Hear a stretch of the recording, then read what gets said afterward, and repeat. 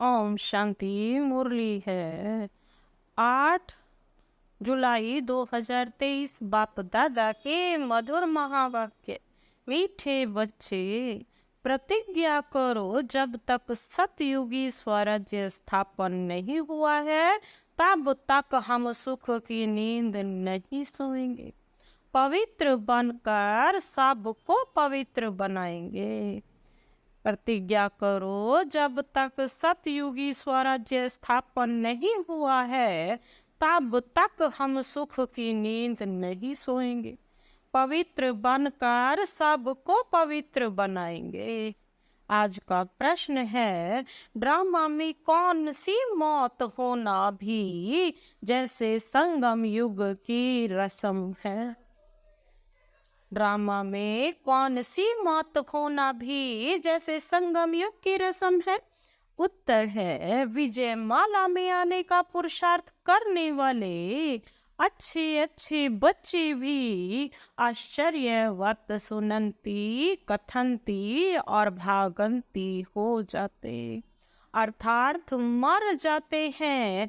ऐसी मौत भी संगम युग की जैसे रस्म बन गई है। श्रीमत पर न चलने से माया हरा देती है। बाप का बनकर हाथ छोड़ा तो गोया मर गया।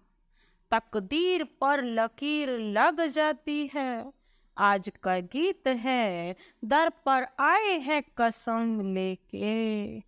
ओम शांति। मीठे मीठे जीते जी मरने वाले बच्चों ने यह गीत सुना।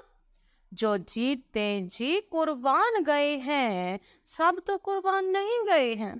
नंबर 1 पुरुषार्थ अनुसार जीते जी मरते हैं। जब कोई गोद में लेते हैं या एडॉप्ट करते हैं तो एक परिवार को छोड़कर दूसरे परिवार का बनते हैं। बच्चे जानते हैं हम आसुरी परिवार से मरकर अभी ईश्वरीय परिवार के बने हैं। ईश्वर ने आकर गोद में लिया है। अज्ञान काल में कोई ईश्वर की गोद नहीं लेते।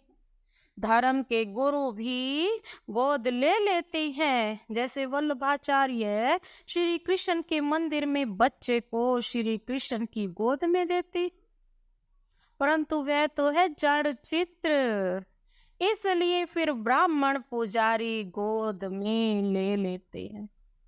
देखा कहाँ की रस्म कहाँ पर चली आई, लेकिन रस्म भी बिल्कुल सत्य है। वैष्णव बनाने के लिए ऐसे ही गोद में तो बहुत लेते हैं। बच्चे जानते हैं, बरोबर उनकी गोद लेते हैं जो हो करके गए हैं। अब ब्रह्मा बाबा भी तो यहाँ से हो करके गए ना, तभी तो हम बच्चों ने भी उनकी गोद ली शिव बाबा के द्वारा। कोई क्रास्ट की गोद लेते, कोई इब्राहिम की गोद लेते, कब हो कर गए वह फिर कब आएंगे यह है सिर्फ तुम बच्चे जानते हो। अभी तुम जीते जी मरे हो। तुमको एक बाप की याद में रहना है। लौकिक बाप के बच्चे गोद में आते हैं, बाप मर जाता है, बाकी बच्चे रह जाते। यहाँ तो ऐसे बाप की गोद में आए हो जो बाप तुमको इस मृत्यु लोक से अमर लोक में अथवा दुर्गति से सदगति में ले जाने वाला है। मनुष्य मात्र का सदगति दाता एक ही है। ऐसे नहीं कि सिर्फ सदगति सिर्फ तुमको मिलती है। सदगति तो सबको जरूर मिलती है, परंतु ड्रामा अनुसार किसको सतो प्रधान, किसको सतो, किसको रजो तमो सदगति मिलती है। मिलनी सबको है, लेकिन हर एक का अपना अपना पुरुषार्थ है। हर तमो में आते हैं तो भी पहले आने से दुख नहीं भोगते, आते ही सुखों की बौछार। पहले सुख जरूर भोगना है, अंत में तो सभी दुख भोगते हैं। बाप कहते हैं कि सदगति दाता पतित पावन मैं एक ही हूँ। पहले पहले जो आत्माएं आती हैं वह सुख भोगती हैं, फिर दुख में आती हैं। तुम भी नंबरवार पुरुषार्थ अनुसार पहले सतो प्रधान फिर सतो रजो तमो में आते हो। तुम भी नंबरवार सदगति को पाते हो। मुख्य 8 दाने गिने जाते हैं ना। अब तुम सब द्रौपदियां हो, बाप की बने हो, तो बाप को कभी छोड़ना नहीं, परंतु श्रीमत पर याद नहीं करते हैं। तो फिर माया हाथ छुड़ा देती है। गोद तो ली, शुरू में चलते आए अच्छे अच्छे बड़े मीठे बच्चे, जिनको विजय माला में 3-4 नंबर में रखते थे, वह भी आश्चर्यवत भागंती हो गए। यह भी इस संगम युग की रस्म रिवाज है। आश्चर्यवत सुनंती कथनती मरंती, यह होता रहेगा। कहेंगे ड्रामा में इनका यह मौत था, बाप का बनकर फिर हाथ छोड़ा तो गोया मर गया। है तो भल इस दुनिया में, परंतु जीते जी यहाँ से निकलकर आसुरी दुनिया में चला गया। कोई कारण तो बनता है पापा कहते हैं, ऐसे तो कोई जाता नहीं। बल कहेंगे ड्रामा, परंतु श्रीमत पर ना चलने से माया से हार खा लेती है। बाबा कहते हैं तकदीर पर लकीर लग जाती है। ईश्वर का बनने से फिर होती है माया से लड़ाई। बाकी देवताओं और असुरों की लड़ाई नहीं होती। माया असुर है जो जीत पा लेती है।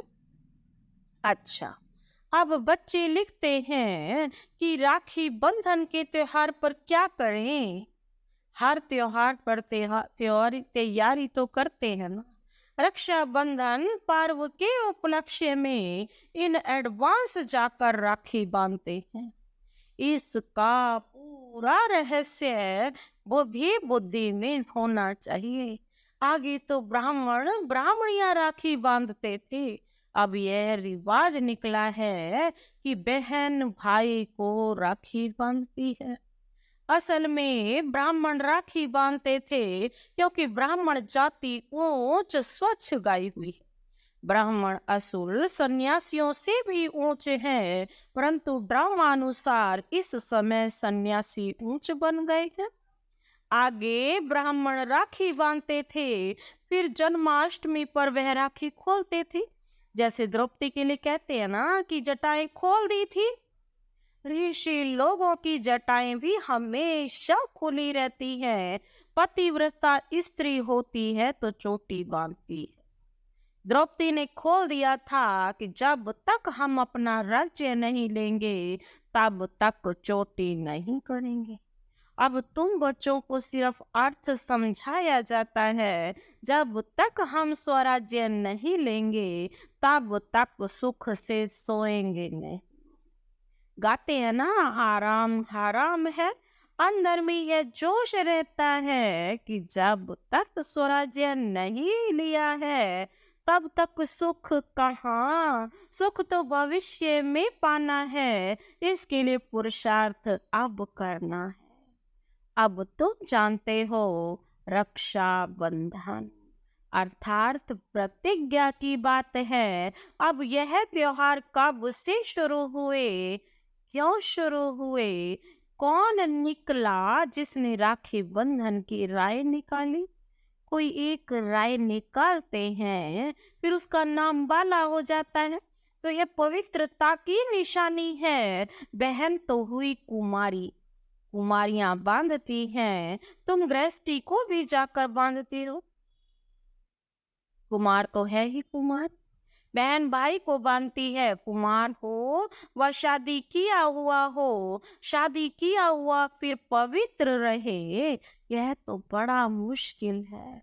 भगवान कहते हैं कि अंतिम जन्म पवित्र बनो तो भी नहीं बनते हैं, तो बहन द्वारा कुमार भाई को राखी बांधनी चाहिए कि प्रतिज्ञा करो, हम कभी विष नहीं पिएंगे, जो है ही विकारी वह तो कभी विकार को छोड़ेंगे नहीं, भगवान का फरमान भी नहीं मानते हैं, तो यह कुमार कुमारियों की रस्म चली आती है।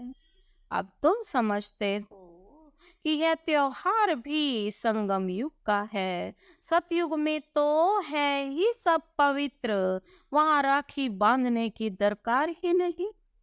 ऐसे नहीं कि यह सतयुग से लेकर रिवाज चला आया है, उत्सव बहुत करके संगम युग के हैं। लक्ष्मी नारायण का उत्सव भी अभी मनाते हैं, परंतु उनका महत्व नहीं। श्री कृष्ण जयंती मनाते हैं, परंतु पहले तो श्री कृष्ण को ऐसा किसने बनाया वह बताओ, विचारों को मालूम नहीं। यह भी क्लियर कर लिखना है, उत्सव सब हैं इस समय के, सतयुग में ऐसी बात होती नहीं। यह तो द्वापर में कुछ समय बाद फिर शुरू होते हैं। दीपमाला का उत्सव भी सतयुग में नहीं मनाया जाता जैसे यहाँ मनाते हैं। यहाँ मनाने का अर्थ दूसरा है। उत्सव का महत्व कब का है यह समझने की बातें बच्चों को समझाया जाता है। यह उत्सव इस समय के हैं जबकि शिव जयंती होती है। शिव जयंती के बाद फिर होती है राखी। पवित्र रहने की प्रतिज्ञा करते हैं कि यह अंतिम जन्म हम पवित्र बनेंगे। भारत को और विश्व को पवित्र बनाने के लिए बाबा कहते हैं तुम बच्चों के लिए इस रक्षा बंधन का बड़ा महत्व है, क्योंकि प्रतिज्ञा की जाती है ना, हम कभी पतित नहीं बनेंगे। अब तुम पावन बनते हो तो सिर्फ तुम पावन कुमारियों को ही हक है राखी बांधने का। भाइयों को सदैव पवित्र रहने के लिए राखी बांधनी है और इन गृहस्थियों से प्रतिज्ञा करानी है पवित्र रहने की। बाबा कहते जो नियमित बहनें हैं ना वही बांध सकती हैं सिर्फ राखी, ताकि उनसे प्रतिज्ञा कराई जाए कि गृहस्थी भी पवित्र हो जाए। कहते हैं ना पतित पावन आओ, तो जो गायन है वो ही प्रतिज्ञा कराते हैं पतित से पावन बनो। बाप अक्सर प्रतिज्ञा कराते हैं। शिव जयंती के साथ है रक्षा बंधन। होली भी ज्ञान की है। धुरिया और होली दोनों इस समय के हैं। होली अर्थात पवित्र बनो, धुरिया माना ज्ञान धारण करो। यह फिर पत्थर ठिक्कर गोबर आदि आदि का बनाकर क्या क्या करते, तो पतित पावन बाप ही आकर बच्चों को समझाते हैं। जो जीते जी मरते हैं बाबा कहते हैं उनमें भी मातेले और सौतेले होते हैं। मातेले का तो हिसाब किताब जरूर बाप के पास होगा। बाप जरूर बच्चे की सब कारोबार मिल्कियत आदि को जानते होंगे। मातेले वह है जिनका बाप से पूरा लव रहता है। मातेले भी नंबरवार होते हैं और सौतेले भी नंबरवार। कोई कपूत कोई सपूत तो होते ही है। शिव जयंती भी संगम पर होती है। संगम को भी टाइम देना चाहिए, जैसे लीप मास कहते हैं। फिर लीप सेंचुरी 100 वर्ष की है। यह बहुत ऊंची है लीप सदी, 20वीं सदी कहते हैं ना। इनमें भी यह सदी जिसमें बाप आते हैं इसको संगम सेंचुरी कहती है।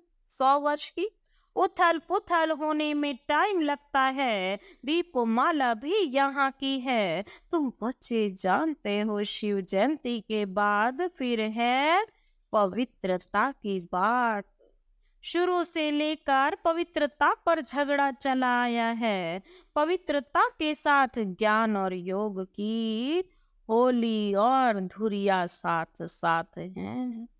पाप की याद भी अच्छी रीति चाहिए और ज्ञान का धुरिया भी चलता रहता है। ज्ञान बरसात तुम पर होती ही रहेगी, पवित्रता पर ही झगड़ा चलता है। सब कहते हैं ये कौन आया है जो कहते हैं गृहस्थ व्यवहार में रहते पवित्र रहकर दिखाओ। सन्यासी तो खुद घर बार छोड़ जाते हैं। गोपी चंद राजा की भी कहानी है। उनसे पूछा गया तुमने राज्य भाग्य क्यों छोड़ा? तो बोला प्रभु मिलन के लिए छोड़ा है। इस पर गीत भी अच्छे अच्छे गाते हैं। यहाँ तो गृहस्थ व्यवहार में रहकर बाबा कहते हैं बस पवित्र रहना। पवित्रता पर ही सारी खिटपिट होती है। अब रक्षा बंधन है, पवित्र बनने बनाने का यादगार पर्व। यहाँ देखो छोटे छोटे बच्चों को भी साक्षात्कार होते हैं। अब छोटे बच्चे ने क्या भक्ति की, बाबा ने झट सबको साक्षात्कार करा दिया। तो समझते थे जादू है। इसको कहा जाता है शिव बाबा के चरित्र। बैठे बैठे गुम हो जाते थे। यह भी ड्रामा ही कहेंगे। एक दो को देखा और ध्यान में चले गए। यह सब चरित्र परम पिता परमात्मा के हैं, श्री कृष्ण के नहीं। श्री कृष्ण का नाम ले सारी बदनामी की है। भागवत में क्या क्या लिख दिया है। श्री कृष्ण सतयुग का प्रिंस और उसने चीर हरे यह किया। ऐसे चरित्र तो गाए नहीं जाते। दुनिया वाले समझते हैं बरोबर श्री कृष्ण ने यह सब किया होगा। फिर कहते हैं कि श्री कृष्ण के शरीर में आत्मा आई होगी जिसने ज्ञान सुनाया होगा, परंतु ऐसे तो हो नहीं सकता। वह तो प्रिंस नामी ग्रामी था। फिर रथ दिखाते हैं, रथ में श्री कृष्ण दिखाते हैं। घोड़े गाड़ी पर बैठ पाठशाला चलाई जाती है क्या? यह है राजयोग की पाठशाला। चलाई जाती है क्या? राजयोग की पाठशाला है। कहाँ उन्होंने युद्ध का मैदान दिखाया है और कहाँ तुम्हारी यह युद्ध विकारों से, माया से। यह है माया पर जीत पाने की युद्ध। तो तुम बच्चों को रक्षा बंधन पर समझाना है। रक्षा बंधन अर्थात पतितों को पावन बनाने के लिए स्वयं परम पिता परमात्मा है। तुम ब्रह्मा कुमारियां हो जो गाई हुई हो। कुमारी वह है जो 21 कुल का उद्धार करे। संगम की ही बात है। फिर यह उत्सव सतयुग आदि में नहीं चलता। राखी बंधन के बाद फिर है श्री कृष्ण जयंती। कुमारी वह जो ब्रह्मा कुमारी है वो 21 जन्म के लिए उसका कुल का उद्धार कर देती है ना, किसी को ज्ञान दे करके 21 जन्म वो पवित्र रहते हैं।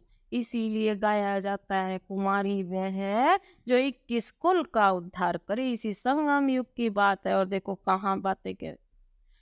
राखी बंधन के बाद फिर है श्री कृष्ण जयंती, क्योंकि सतयुग में पहला नंबर जन्म है ना। जैसे ही पवित्रता धारण करेंगे, पवित्र बनते चले जाएंगे, तो हम कहाँ जाएंगे? कृष्ण जैसे ही तो जन्म लेंगे प्योरिटी वाला। इसीलिए कृष्ण जयंती आती है। उनकी भी राजधानी है। वे इस समय प्रतिज्ञा करती हैं श्री कृष्ण के कुल में जाने के लिए। यह राजयोग है। तुम नर से नारायण बनते हो, लक्ष्मी नारायण की जीवन कहानी है नहीं। बाप ने समझाया है राधे कृष्ण सो लक्ष्मी नारायण की जीवन कहानी। श्री कृष्ण का जन्मदिन मनाते हैं, अच्छा नारायण जयंती नहीं मनाते। नारायण जयंती कहाँ है? कारण होगा ना, क्योंकि यही श्री कृष्ण ही बड़ा होकर के नारायण बनता है। ना समझने के कारण बाबा कहते सारा खेल ही मुंझा दिया है। मैं तो सारा यहाँ का है। ऐसे भी मत समझो ये दीपमाला कोई सतयुग से शुरू होती है। सतयुग में तो है ये पवित्र दुनिया, सभी की आत्माएं जगी हुई हैं। उत्सव सब इस समय के हैं, संगम के। जब बाप आता है तब हम उत्सव उत्साह के साथ मनाते हैं। अभी तुम सबकी बायोग्राफी को जानते हो। शिव बाबा स्वयं आकर के बच्चों को कहते हैं कि आप पवित्र बनो, तुम आत्माएं मैली हो गई हो। सन्यासी तो कहते हैं आत्मा निर्लेप है, इसलिए बहुत लोग कह देते हैं अंडा मछली आदि खाने में कोई हर्जा नहीं। सबकी अपनी अपनी रस्म रिवाज है ना। आगे काले पर मनुष्यों की, काली पर मनुष्यों की बलि चढ़ाते थे। शिव को तो काला नहीं कहेंगे ना शंकर को कहेंगे, ना ब्रह्मा और विष्णु के दो रूप गोरे से काले बनते हैं। यह सब बाप बैठ समझाते हैं। अच्छा, मीठे मीठे सिकिल दे बच्चों प्रति मात पिता बाप दादा का याद प्यार और गुड मॉर्निंग। रूहानी बाप की रूहानी बच्चों को नमस्ते। हम रूहानी बच्चों की रूहानी बाप दादा को नमस्ते नमस्ते, गुड मॉर्निंग। शुक्रिया बाबा, शुक्रिया।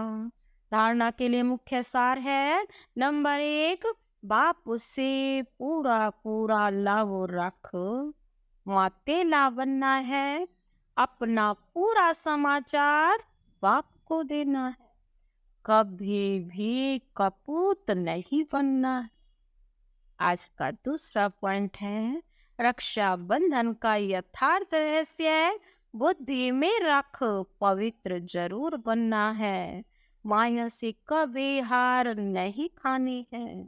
पवित्रता के बल से स्वराज्य लेने की प्रतिज्ञा करनी है। आज का वरदान है, सदा मिलन के झूले में झूलने वाले तत्व के वरदानी बाप समान भाव। सदा मिलन के झूले में झूलने वाले तत्व के वरदानी बाप समान भाव। सदा बाबा से मिलन मनाते रहो, उसी खुशी के झूले में झूलते रहो। तभी बाबा कहते हैं ना, तुम मेरे जैसे बन जाएंगे, बाप समान बन जाएंगे। आज का स्पष्टीकरण है, जैसे बाप दादा आप मालिकों की आज्ञा को मानकर मिलन मनाने के लिए आते हैं, जी हाजिर का पाठ पढ़कर हाजिर हो जाते हैं, ऐसे ही तुम भी ऐसे बने। अमृत वेले से लेकर दिन के समाप्ति तक धर्म और कर्म में बाप समान बनो, तो सदा मिलन के झूले में झूलते रहें। इस मिलन के झूले में रहने से प्रकृति और माया दोनों ही आपके झूले को झुलाने वाले दासी बन जाएंगे। सर्व खजाने आपके इस श्रेष्ठ झूले का श्रृंगार बन जाएंगे। मिलन का झूला है ना हमारा, उसका सारे क्या बन जाएंगे? श्रृंगार बन जाएंगे। सारे खजाने ही मिलन के झूले के। आज का स्लोगन है, सदा ब्रह्मा बाप की भुजाओं में समाये रहो, तो सेफ्टी का अनुभव करेंगे। सदा ब्रह्मा बाप की भुजाओं में समाये रहो, तो सेफ्टी का अनुभव करेंगे।